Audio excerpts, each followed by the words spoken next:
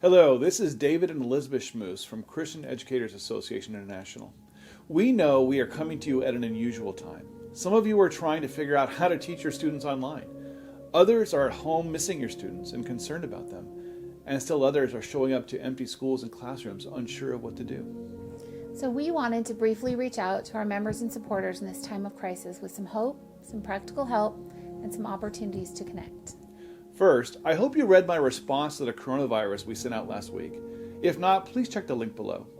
In it, I shared about the time when Elizabeth and I faced two serious crises, but watched God show up and redeem them both and left us filled with hope.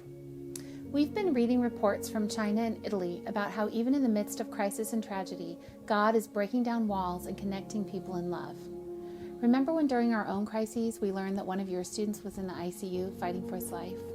Yeah, I do remember that. And I remember how God miraculously opened doors, even to get us into the hospital late at night to pray and share the gospel with him. And he even reconciled my relationship with the family that had previously been challenging. God used a tragedy to reveal himself in a powerful way. And you know what? He can do the same thing now as well. Yes, this is a time our students and their families are asking big questions. This is the time our neighbors are open to important conversations. This is the time that so many have needs we can meet. Yeah, so let's think expansively and creatively about what God may want to do in the midst of this crisis. This is a time for courage. I saw a quote from A.W. Tozer recently that said, "A scared world needs a fearless church." Yet I know, as we've experienced, that can be a challenge. Yes, we know that we are tempted to give in to fear, all of us. I know I struggled with fear and anxiety during our crisis, and some of you may be struggling now. But as Corrie ten Boom, one of my personal heroes who lived through a Nazi concentration camp, once said, "Worry doesn't empty tomorrow of its sorrows, it empties today of its strength." I needed prayer, support, and practical tools to help me experience his peace. That's why we'd like to offer something practical to you right now. Last fall, as part of our Rise Up Christian Educators Virtual Summit, we did 2 sessions on responding biblically to the crisis of anxiety with world-renowned Christian thinker J.P. Moreland, who himself has battled debilitating anxiety. JP's book, Finding Quiet, is the result of years of research and personal application overcoming anxiety. We are making these sessions available to you, and we pray that they will be of benefit to you.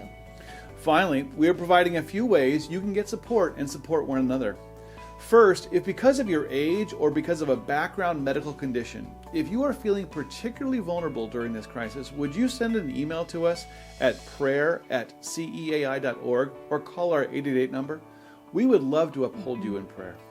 Second, there are several places you could connect with us and other CEI members and Christian educators for support. First, you can comment on this webpage in the comment section below. We also have a prayer and encouragement group on Facebook for you to get support and be a support to others.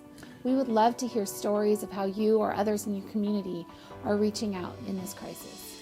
Yeah, and as it unfolds, we will be sending out more resources and encouragement, so stay tuned. And know that as issues come up, you can always bring your questions to us. Remember, you are the salt of the earth. You are the light of the world.